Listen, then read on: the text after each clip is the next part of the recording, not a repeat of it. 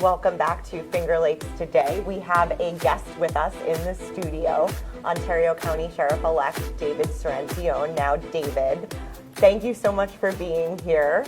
I know it was probably a long night for you. Yeah, thank you for having me, Rebecca.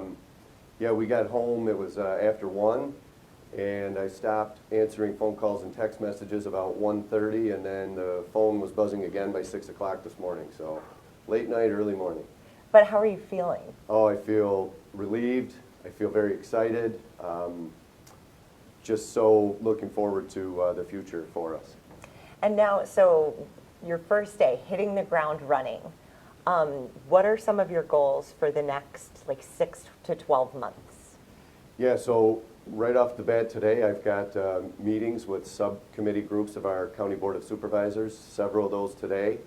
So I'm going to start working right away with Sheriff Pavro for a transition. He finishes December 31st, and obviously he plans to head back south.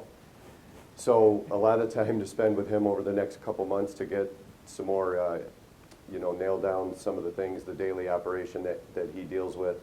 And then a lot of reaching out to the folks that work at the office, the men and women. I want to connect with all of them and let them know that they have a sheriff and are going to have an undersheriff who support them and have their backs, and more engagement with the community to let them know that I'm accessible and we're going to have a sheriff's office that's transparent.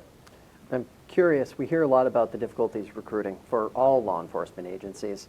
When you think about your first 6 to 12 months and even sort of that 2-year window, because it's a process, what are your sort of hopes and goals for how that will shift or change, maybe get better? Yes. Well, we talk about, for the office, we have been talking about for a couple of years, the need for recruitment and retention. I am extremely excited to be able to say, about a year ago this time, our road patrol, out of 40 officers, we were down 19 deputies. We currently have 1 vacancy. So in less than a year, we've completely filled our ranks in the road patrol. That's thanks to the Board of Supervisors who recognized the need for an increase in our pay and responded. We've had excellent candidates come forward that we've put through the Finger Lakes Law Enforcement Academy. We put 7 through this year, all of whom have passed their probationary period. We've currently got 3 new recruits that started in the Monroe County Academy just 2 weeks ago, and we've been getting lateral transfers from other departments. So the goal there now is retention, and that is, my plan is through creating a positive work environment for the people that work there. Let them know that it's about them and the work they do on the front lines, and continue to support them. Where we still have work to do with recruitment and filling vacancies is in the jail on the correction side. We have about 15 officers we still need to get filled there. We have gotten a handful over the last 6 months, and we're now looking at some new candidates there to hire hopefully in the near future. So that work needs to continue. And as far as connecting with the community, you mentioned you're going to be meeting with folks from around Ontario County, obviously over the next couple months. Yes. What do you sort of view as a successful pattern with connecting with groups, not just before you're officially sworn in, but throughout next year, because that's going to be a building process? Sure, you have to stay connected with the stakeholders that partner with us to keep the county safe and bring programs and services to the people that need it.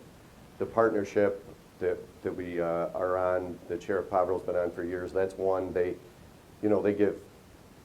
run clothing drives, food drives, help people that are just getting out of jail that need to get back up on their feet. So I plan to continue to be a part of that, and just get out to Eastview Mall, see the people up there that are shopping, especially now as we prepare for the holiday season. We've already got plans underway for the enhancement of safety and patrols up there for the coming months. So just being out in the community and talking with the people and seeing the people. So what is your biggest takeaway from working with Sheriff Pavro? Sheriff Pavro hired me almost 21 years ago. He promoted me to sergeant in 2007 and to lieutenant in 2016. Sheriff Pavro knows how to work with people. He reaches across all lines. He is a wealth of institutional knowledge. He knows how county government works. And Sheriff Pavro has always treated everyone with the utmost respect, no matter where they come from. Victims, suspects, our staff, people in the community. he's really been a role model to look up to, and it's been an honor and a privilege to work for him. And Ontario County is large, and it is both urban and rural, and a lot of real estate to cover. How heavily does that weigh on you as you think about taking office and managing what that will ultimately look like? Yeah, I mean, when you think about it, we're up to about 115,000 people, our population in Ontario County. We continue to grow every year. And you're right, when you look at like the 4 quadrants of our county, Victor is urban. You know, you get down over towards Phelps and Manchester, it gets more rural. You get down into Gorham, that's rural. And over in the south by Bristol and Naples, that's even more rural. And then we've got 2 cities, one, you know, Geneva on the east and Canandaigua in the center.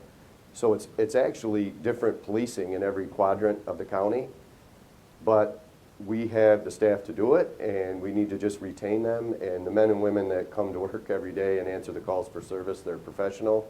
They put their lives on the line. They sacrifice, you know, for their families, and they just they get out there and get the job done, and I'm proud of them. And your message to other law enforcement agencies in Ontario County in terms of how you're going to be working with them, how you want that relationship to, how you want that to look under your tenure. What are you saying there? Yeah, so having worked for the Sheriff's Office for almost 21 years, I have developed relationships with all of the partner agencies, the New York State Police, Seneca County Sheriff's Office, Wayne County Sheriff's Office, Yates, Livingston, and definitely our city police departments, Canandaigua and Geneva. I know their leaders, I know their rank and file. We work very well together. Just, you know, a little over a month ago, we came into Seneca County to assist them with a major homicide investigation. And as difficult as that work is, I'm proud of the way we all partnered together, and we're able to get one suspect in custody by mid-afternoon and another one later in the day. And that's my message to those, you know, they help us, we help them, and that will continue. I mean, we're all on the same team, and we have to work together, and we will continue to work together with all the, you know, the partner law enforcement agencies in the area. Well, I mean, so it's been it was a very busy night leading into, Yes. of course, a very busy morning. When you finally do get a chance to process everything, what are you going to do to celebrate? I know your wife, Sue, do you guys have a particular celebration plan in place? We're heading to Florida next week, Sue and I. We haven't been anywhere for the last year. All my vacation was spent going door to door and knocking on doors all over the county, meeting people. April, May, June, July, August, that's where all my days have gone. So we're taking a short little 4-day trip to Florida and go down and enjoy some heat before we buckle in for a long winter. Well, thank you so much, David Cirencione,